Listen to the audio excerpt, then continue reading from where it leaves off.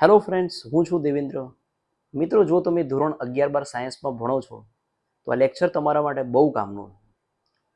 હવે તમને મનમાં એમ થાય કે 11-12 સાયન્સ બંને ધોરણ માટે કોઈ એક લેક્ચર, કોઈ એક વિડીયો કઈ રીતે કામનો હોય? તો હા મિત્રો, ધોરણ 11 સાયન્સમાં ફિઝિક્સમાં ચેપ્ટર નંબર 1 એકમ અને માપનથી તમે શરૂઆત કરો તો 11 સાયન્સના વિદ્યાર્થીઓને ખબર હશે અને 12મા વાળાને તો ખબર જ હશે કે લગભગ એવું કોઈ પણ ચેપ્ટર નથી કે જેની અંદર આજનો ટોપિક એટલે કે એમએલટી સૂત્રો ના આવતા હોય. બટ મોટો પ્રોબ્લેમ એ છે કે આજના સમયમાં તમે ધોરણ 11માં વિદ્યાર્થી ભણે છે કે 12માં ભણે છે, તમે આજે પણ જ્યારે ચેક કરશો કોઈ ભૌતિક રાશિ માટે તો 80% આઉટ ઓફ 100 80% છોકરાઓને એમએલટી સૂત્ર પ્રોપર તારવતા નથી આવડતા. અને આ ફેક્ટ છે. તમે બાયોલોજીની કોઈ પણ આકૃતિ દોરો છો, કોઈ પણ એમસીક્યુ કેમેસ્ટ્રી, ફિઝિક્સ કે મેથ્સનો સોલ્વ કરો છો, બટ આજે પણ 80% ઉપર વિદ્યાર્થીઓને એમએલટી સૂત્ર આવડતા નથી. એવો ટોપિક કે જે તમને શરૂઆતમાં લાગે છે આવડે છે, છતાં પણ નથી આવડતું. તમે જાતે ચેક કરી શકો છો. અને ઇમ્પોર્ટન્સ શું છે એનું? તો મિત્રો, ધોરણ 12 સાયન્સ બોર્ડમાં, ગુજકેટ એક્ઝામમાં, નીટની પરીક્ષામાં અને જેની પરીક્ષામાં કે જેમાં ખરેખર 4 માર્ક્સનો સવાલ પૂછાય છે જે એમએલટી રિલેટેડ હોય છે. એવરી યર લગભગ કોઈ વર્ષ એવું ના હોય કે જેની અંદર આ સવાલ ના પૂછાયો હોય. બટ હકીકત એ છે કે છોકરાઓને ખરેખર નહીં આવડતું. ઇવન 11th વાળાને તો આવડવું જ જોઈએ, બટ એ છેક 12મા ધોરણ સુધી આવડવું જોઈએ. તો બસ એટલા માટે આપણે આ લેક્ચર, આપણે આ વિડીયો બનાવ્યો છે સ્પેશિયલી તમારા માટે કે જે લોકોને તકલીફ છે. 80% વાળા માટે તો આ છે જ, બાકી જે બાકીના 20% છે જે એવું વિચારે છે કે મને આવડે છે, એમના માટે તો ખાસ છે. તો મજા આવશે શીખવાનું. હા, આ લેક્ચર, આ વિડીયો કે આ પ્રેઝન્ટેશન જોયા પછી હું લગભગ નહીં, તમને 100% ખાતરી આપું છું કે એમએલટી સૂત્રો તમને આવડી જશે. અને ફ્રેશ લેક્ચર છે આ લેક્ચર. 11th સાયન્સનો વિદ્યાર્થી આખા વર્ષ દરમિયાન, 12 સાયન્સનો વિદ્યાર્થી આખા વર્ષ દરમિયાન, નીટવાળો સ્ટુડન્ટ, જીવાળો સ્ટુડન્ટ ગમે ત્યારે જોશે આ લેક્ચર ફ્રેશ જ લાગશે. તો ચલો સ્ટાર્ટ કરીએ. તો મિત્રો, સ્ટાર્ટ કરતાં પહેલાં આપણે એવું વિચારીએ કે તમને એમએલટી વિશે કંઈ જ ખબર નહીં. કારણ કે જો એમએલટી વિશે તમે કંઈક ખબર રાખશો તો હું તમને યોગ્ય નહીં શીખવાડી શકું. આપણે વિચારીએ કે તમને કંઈ નહીં ખબર, આવડે છે તો મનમાં રાખજો. ઓકે, તો લેટ્સ સ્ટાર્ટ એમએલટી. તો મિત્રો, એક સરસ મજાનું પ્રેઝન્ટેશન છે. તો પ્રેઝન્ટેશનની શરૂઆત થાય છે એમએલટી શબ્દ ક્યાંથી આવ્યો. તો મિત્રો, 3 સરસ મજાના ઇંગ્લિશ નામ છે: માસ, લેન્થ એન્ડ ટાઈમ. તો આ જે માસ, લેન્થ એન્ડ ટાઈમ, આ 3 શબ્દના પહેલા અક્ષર ઉપાડી લઈએ તો એનો મતલબ બની જાય માસ ઉપરથી એમ, લેન્થ ઉપરથી એલ અને ટાઈમ ઉપરથી ટી. તો એ રીતે બને છે એમએલટી સૂત્ર. તો એકદમ કહેવાય ને, એજ્યુકેશનલ ગરીબમાં ગરીબ છોકરાને પણ આ એમએલટી સૂત્ર આવડી જશે. ત્યાંથી આપણે શરૂઆત કરી. તો મનમાં સવાલ થાય કે માસ શું છે? તો મિત્રો, માસનો ગુજરાતીમાં મતલબ થાય છે દળ. બીજો સમાનાર્થી શબ્દ છે દ્રવ્યમાન. દળ, દ્રવ્યમાન તો ખરા, 2 શબ્દ બીજા લઈ લઈએ, કિલોગ્રામ અને ગ્રામ. હવે આ માસના ગુજરાતી નામ નહીં, પણ આ 4 શબ્દ તમને ક્યાંય પણ કોઈ પણ રાશિમાં દેખાય છે, તમારે કંઈ નહીં કરવાનું, સીધું M1 મૂકી દેવાનું. જો બીજો શબ્દ છે લેન્થ. મિત્રો, લેન્થને ગુજરાતીમાં લંબાઈ કહેવાય, but not for length, not for લંબાઈ. લંબાઈ માટે નહીં. તમને ક્યાંય પહોળાઈ દેખાય છે, જો બાજુમાં ક્યાંય ઊંચાઈ દેખાય છે, ક્યાં અંતર દેખાય છે, ક્યાં સ્થાનાંતર દેખાય છે, ઇવન ક્યાંય મીટર કે સેન્ટીમીટર દેખાય છે. આ 5 કે 6 કે 7 શબ્દો ક્યાંય પણ કોઈ પણ રાશિમાં તમે જુઓ છો તો કંઈ નહીં કરવાનું, મૂકી દેવાનું L1. Just next. સમય, ટાઈમ. તો ટાઈમને ગુજરાતીમાં શું કહેવાય? સમય. એક બીજો શબ્દ આવે છે આપણે 11 સાયન્સમાં, આવર્તકાળ. તો સમય છે, આવર્તકાળ છે, અથવા કોઈ જગ્યાએ તમે સેકન્ડ જુઓ છો, આ 3 શબ્દ તમને ક્યાંય પણ દેખાય, તમારે કંઈ નહીં કરવાનું, T1 મૂકી દેવાનું છે. તો મિત્રો, 50%, 50% કામ અહીંયા પૂરું થઈ જાય છે કે માસ આવે છે 4 શબ્દો M1, લેન્થ આવે છે 7 શબ્દો જે મૂકેલા છે L1, સમયની વાત છે પેલા 3 શબ્દોનો ઉલ્લેખ છે T1. તો 50% કામ અહીંયા પૂરું થઈ જાય છે. તો બાકીનું 50% શું વધ્યું? તો 50% શું છે? 50% એના એક્ઝામ્પલ. કયા છે એક્ઝામ્પલ? તો તમે જોયા એ નહીં, તમે ઘણા બધા જોયા છે. ઇવન ચોપડીમાં તો ઘણા બધા આપેલા છે. તમે 11 સાયન્સમાં એકમ અને માપન શીખવાનું સ્ટાર્ટ કર્યું હશે તો તમે તમારા ચોપડામાં ઘણા બધા લખ્યા હશે. ઇવન તમારા પેમ્ફલેટ્સમાં ઘણા બધા MLT સૂત્રો આપેલા હશે. એ બધા કરવાના જ નહીં. મેં જુઓ સરસ મજાના તમારા એક્ઝામ્પલ નહીં, મારા એક્ઝામ્પલ સેટ મુજબ તૈયાર કરવાના છે. અને થોડાક કરશો આવડી જશે. તો ચલો સ્ટાર્ટ કરીએ. 50% પેલો ભાગ યાદ રહી ગયો? ઓકે, તમે સ્ક્રીનશોટ લઈ શકો છો. ધેન બાકીના 50%માં સેટ 1ની અંદર મિત્રો પહેલું એક્ઝામ્પલ છે ક્ષેત્રફળ. શું છે ક્ષેત્રફળ? તો ક્ષેત્રફળને ઇંગ્લિશમાં આપણે કહીએ છીએ એરિયા, જેની સિમ્બોલ છે કેપિટલ એ. તો ક્ષેત્રફળ આપણે નોર્મલ લાઈફમાં શેનું ગણીએ છીએ? તો જો તમે જ્યાં બેઠા છો ત્યાં નીચે ટાઇલ્સ હશે. ટાઇલ્સ નહીં હોય તો તમારી આજુબાજુમાં દિવાલ હશે, કાચી પાકી. એનો આકાર ચેક કરો, કાં તમને ચોરસ મળશે કાં લંબચોરસ મળશે. જો ચોરસ આકાર હોય છે તો ક્ષેત્રફળનું સૂત્ર કયું? લંબાઈ ગુણ્યા લંબાઈ. લંબચોરસ હોય તો બાજુનું ક્ષેત્રફળ, લંબાઈ ગુણ્યા પહોળાઈ. તો ઇન બોથ કેસીસ, બંને કેસમાં જો તમે લંબાઈ ગુણ્યા લંબાઈ લો છો તો લંબાઈ માટે શું મૂકતા હતા? યાદ કરો પેલા 50%માં L1. બીજી લંબાઈ માટે L1. આધાર સરખો તો ઘાતોનો સરવાળો, એનો મતલબ L2. બની ગયું ક્ષેત્રફળનું પારિમાણિક સૂત્ર L2 ઓનલી. લંબચોરસ હોય તો પણ લંબાઈ માટે L1, પહોળાઈ માટે L1, L2. અને માત્ર ક્ષેત્રફળમાં તમે લંબાઈ, પહોળાઈ, ચોરસ, લંબચોરસ શીખો છો. હું તમને બીજા 3 કહું. પેલા 20% છે ને જે લોકો કહે છે કે અમને MLT સૂત્ર આવડે છે, જુઓ જોઈ લો. વર્તુળ લેવા જાઓ છો πr², પાઈનું હોય નહીં. આર માટે તમે એક L લઈ લો તો L² થઈ ગયો. ગોળો લઈ લો 4πr², 4πનું પારિમાણિક સૂત્ર હોય નહીં. r²નું લેવા જાઓ L2, ફરીથી એ જ આવ્યું. ચલો ત્રિકોણનું ક્ષેત્રફળ લેવા જાઓ. જો અંદર આપેલું છે 1/2 પાયો ગુણ્યા વેધ. 1/2નું હોય ના હોય. પાયા માટે લંબાઈ L, વેધ માટે L, થઈ ગયું L2. તો એનો મતલબ તમે ક્ષેત્રફળનું કોઈ પણનું ક્ષેત્રફળ લેવા જાઓ છો એનું પારિમાણિક સૂત્ર તમને L2 જ મળશે.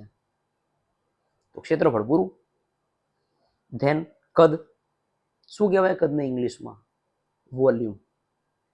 સંજ્ઞા જુઓ કેપિટલ V. કદનું મિત્રો સૂત્ર 7મા, 8મા, 9મા, 10મામાં આવી ગયું. લંબાઈ ગુણ્યા પહોળાઈ ગુણ્યા ઊંચાઈ. લંબાઈ માટે શું હતું યાદ કરો, પેલા 50%માં ચેક કરો L1. પહોળાઈ માટે બી સેમ L1, ઊંચાઈ માટે બી L1. આવી ગયું. આધાર સરખો ઘાતોનો સરવાળો 1 1 1 L3. That's all. કદનું પૂરું. તો સેટ 1ની અંદર 2 પતી ગયા. નંબર લઈ લઈએ 3. કયું છે 3? દળ ઘનતા. શું કહેવાય ઇંગ્લિશમાં? ડેન્સિટી. સંજ્ઞા રો. બિકોઝ તમે જો 11-12 સાયન્સમાં ભણો છો તો આ એક એવી રાશિ છે કે જેના વિશે તમને ખબર હોવી જોઈએ.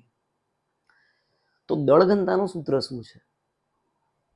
કોઈ ચિંતા નહીં, કોઈ પણ રાશિને કદ વડે ભાગી નાખો, ઘનતા થઈ જાય. અહીંયા જો ઉપર દળ ઘનતા નામ છે ને, તો દળને કદ વડે ભાગો. બિકોઝ કોઈ પણ ક્વોન્ટિટી તમે એને કદ વડે ભાગશો.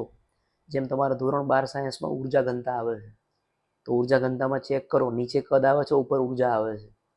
U/AD આવે છે, U/AL આવે છે. તો એમ 11 સાયન્સમાં અને 12 સાયન્સ બંનેમાં દળ ઘનતા તો છેદમાં કદ. ઘનતા આવે એટલે છેદમાં કદ હોય જ.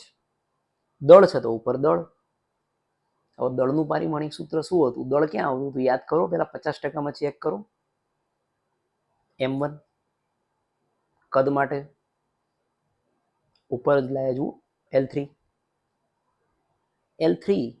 Lની 3 ઘાત નીચે છે. એક વસ્તુ યાદ રાખજો મિત્રો, કોઈ પણ MLT સૂત્રમાં જે ભાગ નીચે આપેલો છે એને તમે ઉપર લઈ જાઓ છો તો એની ઘાત પ્લસ હોય તો માઇનસ થશે, માઇનસ હોય તો પ્લસ થશે. હવે જો અહીંયા એલની 3 ઘાત પ્લસ છે, ઉપર થાય તો શું થાય? માઇનસ થઈ જાય. તો શું બન્યું સૂત્ર?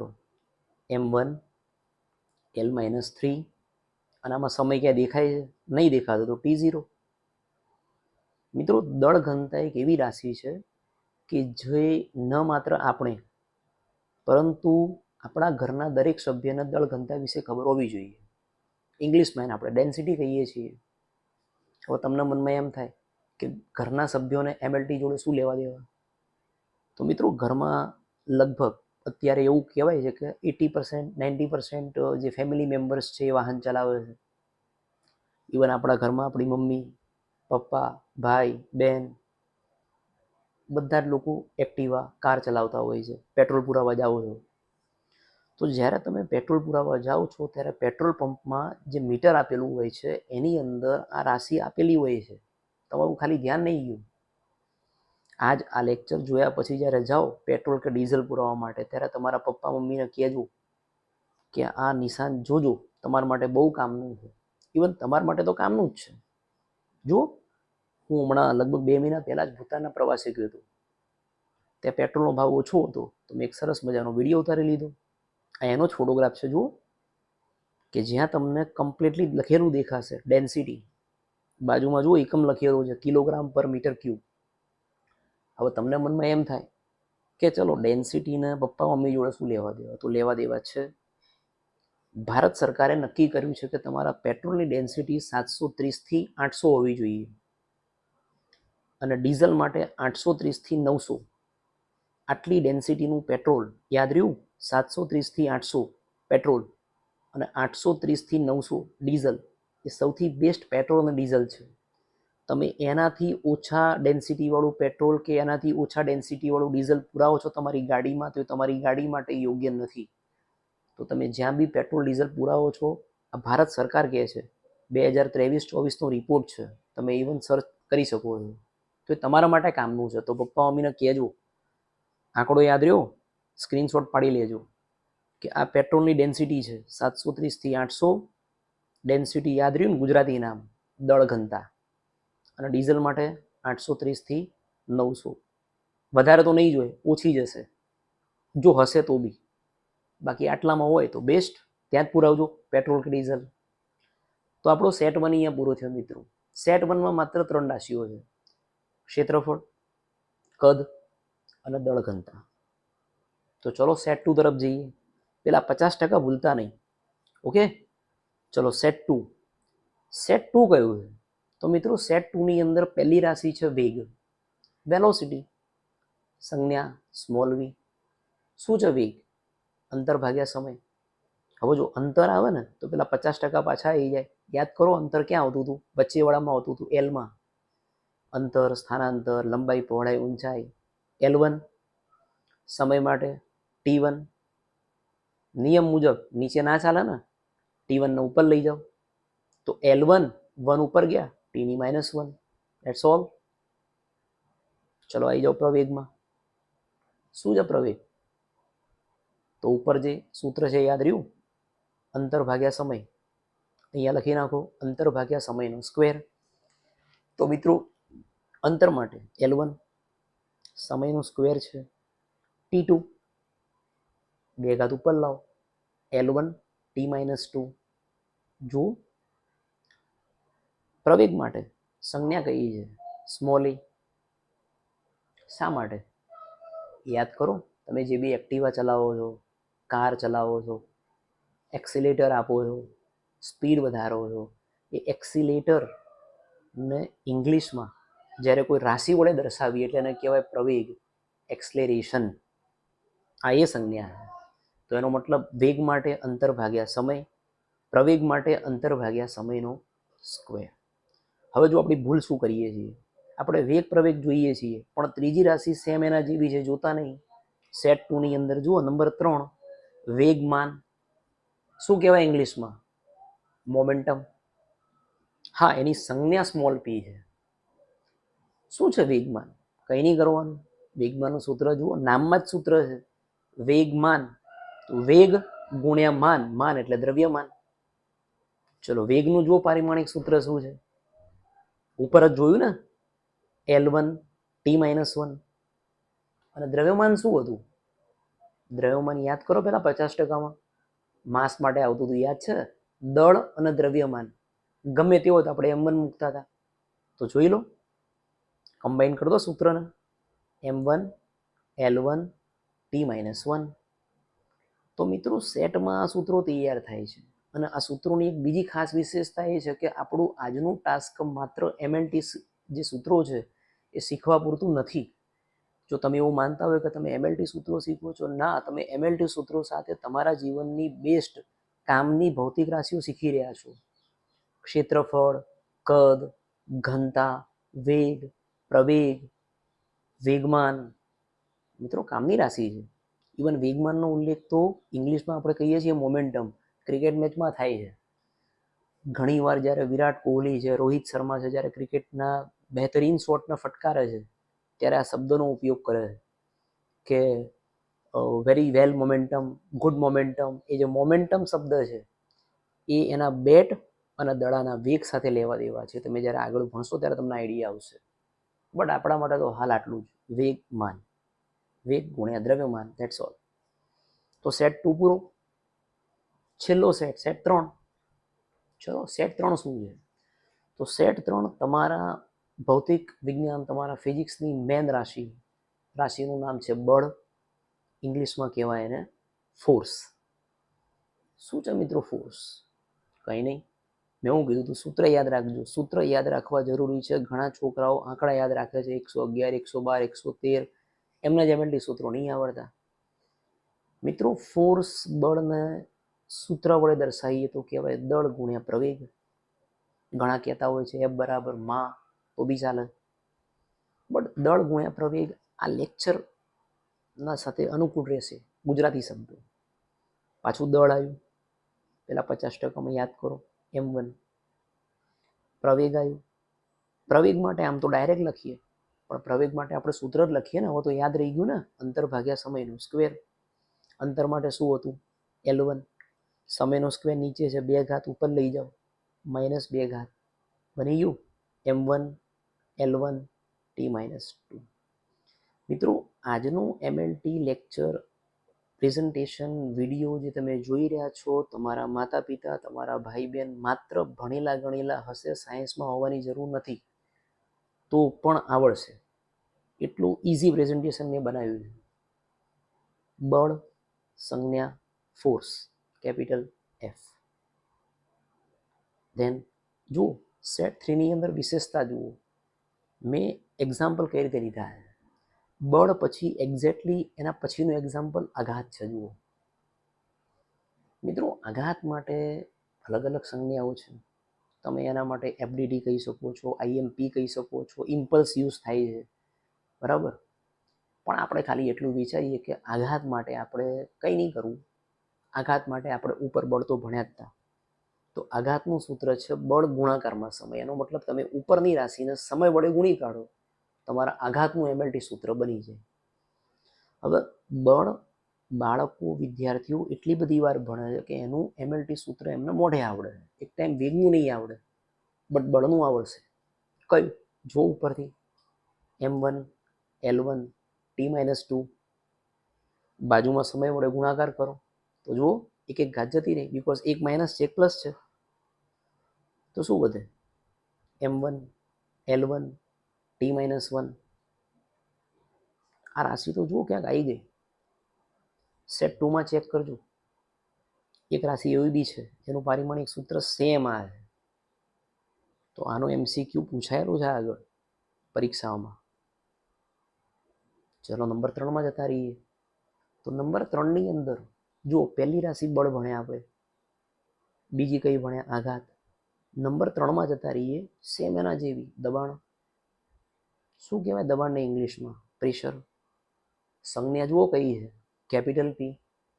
સૂત્ર બળ ભાગ્યા ક્ષેત્રફળ. મિત્રો સૂત્ર આવડવા જરૂરી છે. સૂત્ર તમને છે ને ફિઝિક્સ પ્રત્યે લગાવ ઊભો કરશે. સૂત્ર વગર તમને MLT સૂત્ર નહીં આવડે. સૂત્રની જરૂરિયાત પડશે અને ટેવ પડી જશે ને. તમારે ક્યાં વાંચવાના છે, ખાલી વિડીયો જ જોવાનું છે. બળ ભાગ્યા ક્ષેત્રફળ. હવે બળનું પારિમાણિક સૂત્ર શું હતું? જો ઉપર જ લખ્યું છે M1 L1 T-2 ક્ષેત્રફળ માટે તો આગળ જ જોઈને આયા લંબાઈ ગુણ્યા લંબાઈ L2. તો જુઓ ઉપર L1 છે નીચે L2 છે તો મિત્રો ઉપર નીચે પ્લસ એક ઘાત ઉડી જશે, નીચે હજી એક ઘાત વધશે અને એ એક ઘાતના હું ઉપર લઈ જાઉં તો કેવી થઈ જાય? માઇનસ થઈ જાય. તો એનો મતલબ M1L-1 T-2 ધેટ્સ ઓલ. દબાણનું આવડી ગયું. એના પછીનું કયું છે? તો એના પછીનું મિત્રો છે કાર્ય, ચોથા નંબરનું.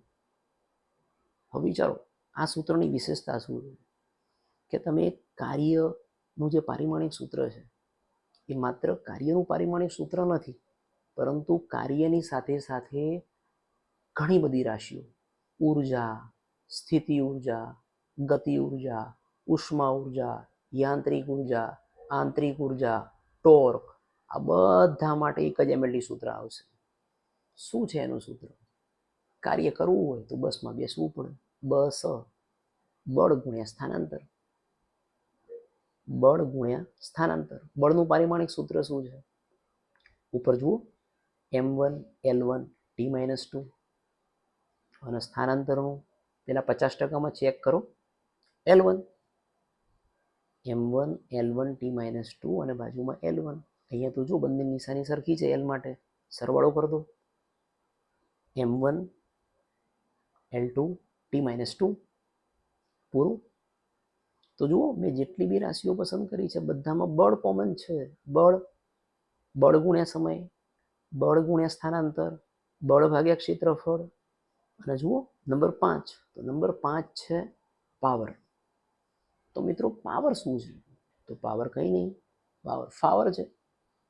સંજ્ઞા જુઓ કેપિટલ P, સેમ સંજ્ઞા જે પ્રેશરમાં હતી ને સેમ સંજ્ઞા છે. જુઓ સૂત્ર કયું? કંઈ નહીં, ઉપરની જે રાશિ શીખ્યા ને કાર્ય, એના સમય વડે ભાગી નાખો. કાર્ય ભાગ્યા સમય. કાર્ય શું હતું? બળ ગુણ્યા સ્થાનાંતર. તો જુઓ બળ ગુણ્યા સ્થાનાંતર ભાગાકારમાં સમય.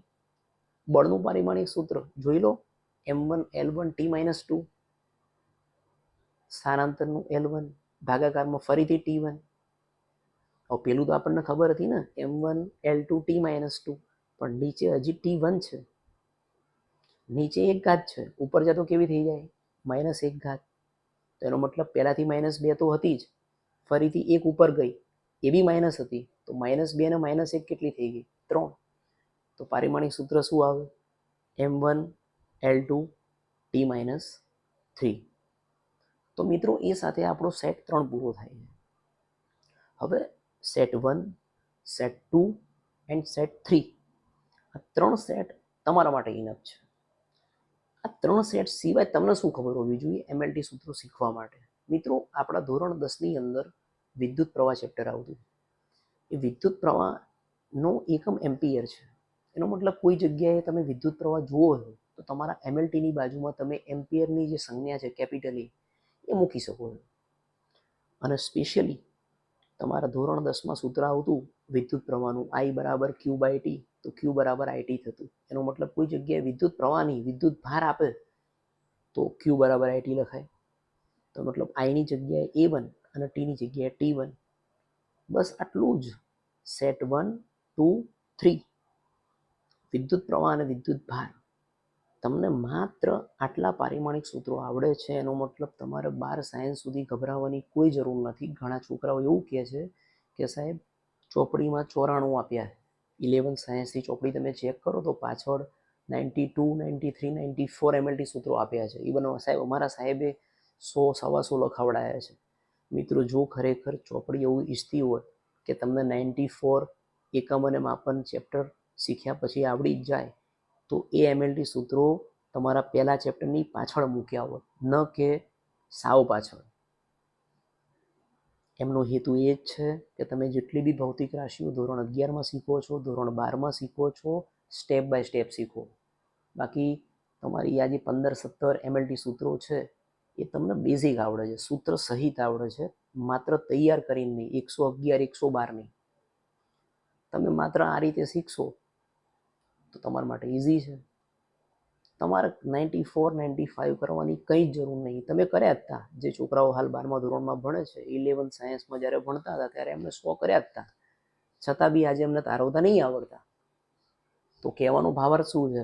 માત્ર ને માત્ર આજે સેટ 1, સેટ 2 એન્ડ સેટ 3 કદાચ તમે બી આ રીતે વિચાર્યું હશે તો બેટર, બટ મેં તમને પ્રોપર પ્રેઝન્ટેશન આપ્યું છે કે જેની અંદર તમારે પેલો 50% વાળો ભાગ નહીં ભૂલવાનો, અને બાકીનો 50% વાળો ભાગ તમે 2-3 વખત વિડીયો જોશો. હું તો કહું છું પહેલી વારમાં જ આવડી જાય, પણ 2-3 વખતના જોયા બાદ તમને ઇઝીલી આવડી જશે. સો ડોન્ટ વરી અબાઉટ ઇટ. મિત્રો, અમારું કામ છે સરસ મજાનું ઇઝી અને સરળ એજ્યુકેશન આપવાનું. ચેનલનું નામ છે સંજીવની એજ્યુકેશન.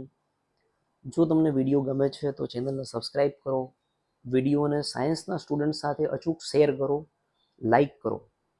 બિકોઝ જ્યાં અઘરું પડશે, અને આ એક એવો ટોપિક છે કે ટોપિકની અંદર શીખવાડવું જરૂરી હતું. આજે પણ ધોરણ 11-12 સાયન્સના વિદ્યાર્થીઓને બિલીવ નહીં, ખરેખર MLT સૂત્રો નહીં આવડતા. અને તકલીફ એ વાતે થાય છે કે આ MLT સૂત્રો એ પોતે એવું વિચારે છે કે મને આવડે છે, પણ જ્યારે MLT સૂત્ર તારવવા માટે જાય છેલ્લે જવાબ નહીં આવતું. નુકસાન એનું નીટ અને જીની એક્ઝામમાં જાય છે. આવડે છે અને પછી ના આવડે એનો મતલબ તમારા 4ની જગ્યાએ તમારા 5 માર્ક્સ MCQ લઈ જાય.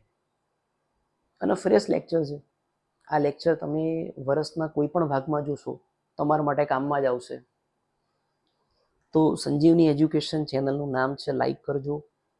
અને કોશિશ કરી છે કે તમને બેસ્ટ આવડી જાય. ઇવન જે માત્ર ભણેલા ગણેલા વાલી છે, ગાર્ડિયન છે, જે ભાઈ બહેન છે, ઇવન એ બી જો વિચારશે કે આ વિડીયોને, આ પ્રેઝન્ટેશનના લેક્ચરને જોવો છે તો એ પણ શીખી શકશે. ખાલી એમને સાંત્વના માટે, પોતાના માટે. તો વિચારો, એમ ના આવડે તો વિદ્યાર્થીને તો આવડી જ જાય. તો યાદ રહ્યા, એક્ઝામ્પલ સેટ મુજબ કરજો. તમે આડાઅવળા કર્યા છે, અને પેલો 50% ખાસ જોજો, અચૂક જોજો. ટિલ ધેન, ગુડ બાય, જય હિન્દ, જલ્દી મળીએ. Sorry, it's DJ.